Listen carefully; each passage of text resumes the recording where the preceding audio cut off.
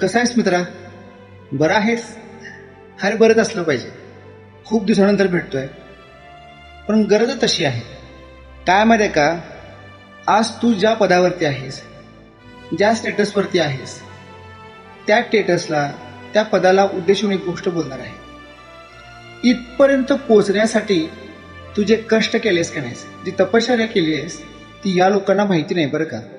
आज तुझ्या अवतीभोवती तीच लोक असतील जी लोक गरजेच्या वेळेला तुझ्याकडे पाठ फिरून गेली असतील. मी त्यांना क्षमा करू नकोस, त्यांना काही मदत करू नकोस असं म्हणत नाही, पण आता तरी किमान विचार कर. सापाला कितीही दूध पाजलंस, कितीही प्रेम केलंस, तर साप हा सापच असतो. तुझं लक्ष नसेल ना, तेव्हा तो दंश करणार. खूप केलेस ते सगळ्यांसाठी. आत्ता कुठेतरी पायावरती उभा राहायला लागलायस तू. आणखीन कष्ट कर, आणखीन चांगलं बन, आणखीन प्रगतीच्या पथावरती जा, काहीतरी आणखीन अचीव कर, पण चांगल्या लोकांच्या बरोबर. तुझ्या सोबत असणारी प्रत्येक व्यक्ती तू निरखून पारखून मगच जवळ कर. खूप काही गोष्टी सहन केल्यास तू.